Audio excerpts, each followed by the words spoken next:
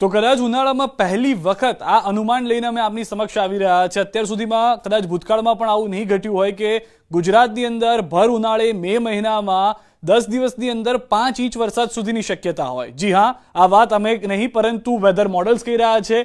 ઘાતક ગાજવીજ સાથે 5 ઇંચ વરસાદ થશે। ગુજરાતીઓ સાવધાન રહેજો।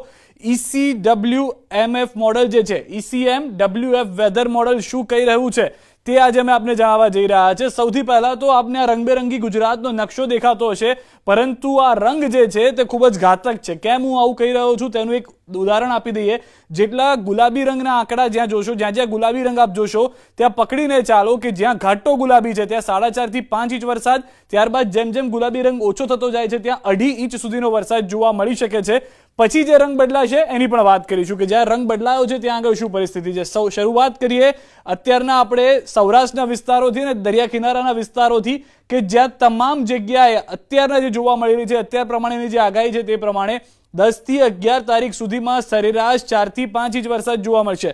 સ્વાભાવિક રીતે એક દિવસમાં આટલો વરસાદ નહીં થાય, પરંતુ જે 8-9 દિવસ આવનારા છે એટલા દિવસની અંદર ભારે વરસાદ થશે। જેમ કે દ્વારકામાં આપ જોઈ રહ્યા છો, જામનગરમાં આપ જોઈ રહ્યા છો, રાજકોટ જોઈ રહ્યા છો, આ બધા ગુલાબી રંગથી ઘેરાયેલા છે। એનો મતલબ એ છે કે અહીંયા આગળ તમામ જગ્યાએ 10 થી 11 દિવસની અંદર 2.5 થી 5 ઇંચ સુધીનો વરસાદ જોવા મળી શકે છે। જે ઘાટો ગુલાબી રંગ છે, જેમ કે નલિયા આપ જુઓ, માંડવી છે, ભુજ છે, આ તમામ વિસ્તારો પણ એવા છે કે જ્યાં પણ ભારે વરસાદ થઈ શકે છે। અને આ તમામ વિસ્તારોની સાથે એવું નથી કે દરિયા કિનારાના વિસ્તારો છે તો ત્યાં જ તેટલી અસર છે। ઉત્તર ગુજરાતના પણ કેટલાક વિસ્તારો અને મધ્ય ગુજરાતના પણ તેટલા વિસ્તારો છે। શરૂઆત ઉત્તર ગુજરાતથી પણ કરીએ તો બનાસકાંઠાનો જે વિસ્તાર જોઈ રહ્યા છો, થોડો લીલો રંગ જોવા મળી રહ્યો છે અને થોડો ગુલાબી રંગ અહીંયા જોવા મળી રહ્યો છે। એનો મતલબ એ છે કે કેટલાક વિસ્તારની અંદર 1 ઇંચ વરસાદ હશે તો કેટલાકની અંદર 3 થી 4 ઇંચ વરસાદ 10 દિવસ દરમિયાન હોઈ શકે છે। ત્યારબાદ પાટણમાં પણ તે રીતની પરિસ્થિતિ જોવા મળી રહી છે।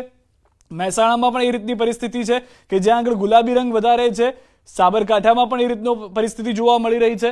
તો ગાંધીનગર, અમદાવાદ, સુરેન્દ્રનગર, બોટાદ, આણંદ, ખેડા એટલે કે મધ્ય ગુજરાતના જેટલા વિસ્તારો છે, સૌરાષ્ટ્રના થોડા ઘણા આસપાસના વિસ્તારો છે, એ તમામ વિસ્તારોમાં પણ ગુલાબી રંગ જોવા મળી રહ્યો છે। એનો મતલબ સ્પષ્ટ છે કે અહીંયા પણ સારો એવો વરસાદ કમોસમી હશે, મે મહિનાની અંદર થવાનો છે। ઇતિહાસમાં કદાચ પહેલી વખત મેં જેમ જણાવ્યું એમ। ત્યારબાદ જુનાગઢ, ગીર સોમનાથ, અમરેલી, વેરાવળ, સૌરાષ્ટ્રના દરિયા કિનારાના જેટલા વિસ્તારો છે, ભાવનગર, આ તમામ જગ્યાએ તેટલો વરસાદ જોવા મળી રહ્યો છે।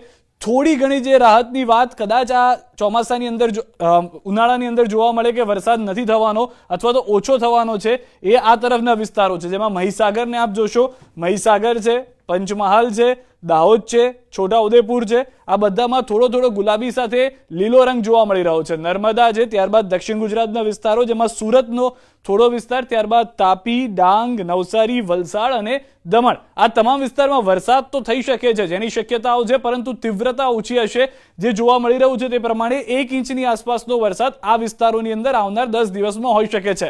આ અનુમાન છે ECMWF વેધર મોડલનું।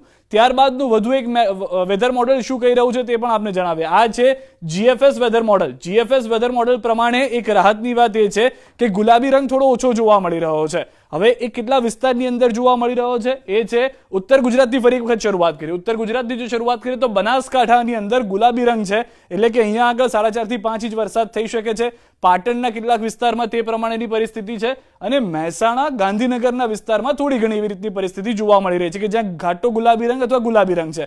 ત્યારબાદ આપ કચ્છમાં જુઓ તો અહીંયા ગુલાબી રંગ વધારે છે। ભુજની અંદર અને નલિયાની અંદર ઘાટો ગુલાબી રંગ જોવા મળી રહ્યો છે, એટલે કે અહીંયા પણ 5 ઇંચ વરસાદ 10 દિવસ દરમિયાન ગમે ત્યારે થઈ શકે છે। કે દિવસમાં અડધો ઇંચ વરસાદ થાય, એક દિવસમાં 2 ઇંચ વરસાદ થાય તેવી પણ શક્યતાઓ છે।